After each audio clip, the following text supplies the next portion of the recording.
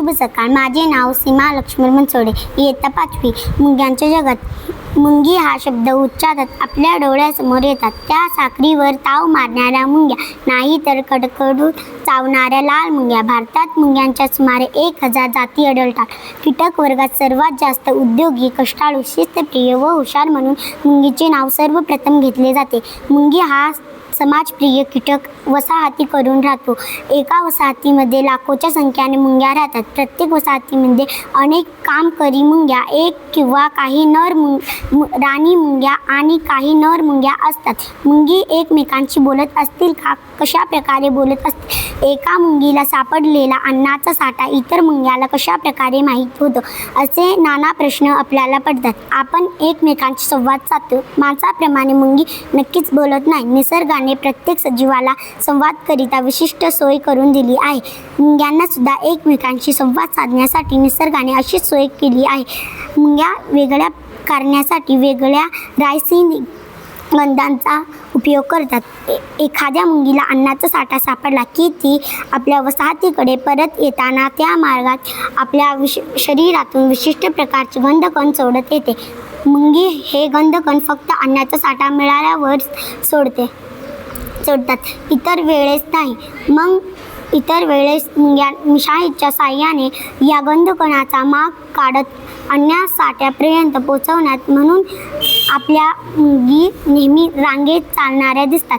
आपल्याला सगळ्या मुंग्या सारखेच दिसतात, पण एखादी मुंगी आपलीच वसाहतीमधली आहे की दुसऱ्या वसाहतीमधली आहे हे मुंग्यांना ओळखता येते.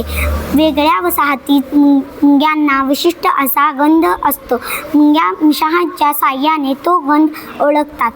रांगेत जाणाऱ्या 2 मुंग्या एकमेकाशी कधी कधी भेटत दिसतात. त्यामागे हेच कारण आहे. एखादे संकट आल्यावर मुंग्या लगेच एकमेकांना संवाद करतात. यासाठी मुंग्या वेगळ्या प्रकारचे गंधकण बाहेर सोडतात. या गंधकणाचा सुवागा लागताच इतर मुंग्या त्या मुंग्यांच्या मदतीसाठी ताबडतोब धावत येतात. त्याबरोबर संवादाचे इशारा देण्यास गंधकण सुद्धा हवेत सोडतात. त्यात एखाद्या मुंगीला चिरडलेली तर या गंधकणाचा परिणाम अधिक तीव्र होतो. अशा वेळी अधिक प्रमाणात हे गंधकण सोडलेले जातात. संदेश पोचवण्याच्या दृष्टीने मुंग्या आपल्या शरीरात पृष्ठभागात देखील घसरतात. त्यातून येणाऱ्या आवाजाच्या साहाय्याने त्या आपल्याला वसाहतीमधली इतर संदेश देत असतात. निरनिराळ्या प्रकारे मुंग्या एकमेकांशी संवाद साधतात. स्वतःचे आणि वसाहतीचे रक्षण करण्यासाठी मुंग्या नेहमी तत्पर असतात.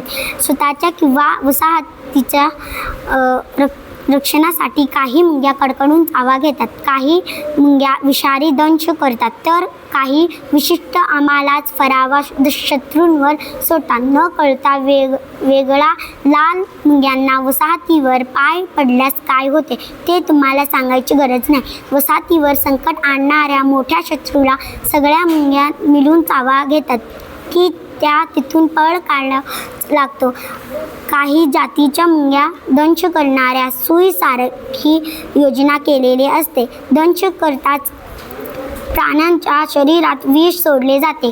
या विषयीचा मोठा परिणामावर फराचा प्रभाव जाणवत नाही, परंतु अशा अनेक दंशापासून होणारा दाह त्या प्राण्याला वसाहतीपासून दूर करण्यात यशस्वी ठरतो. या मुंग्यांचा प्रभाव म्हणून पडलेणारे त्याचे बरेच शत्रू देखील आहे.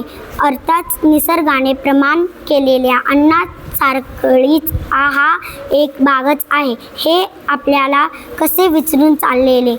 अशा या उद्योग, मशीन, शिस्तबद्ध सामाजिक जीवन जगणाऱ्या मुंगींकडून बरेच काही शिकण्यासारखे आहे.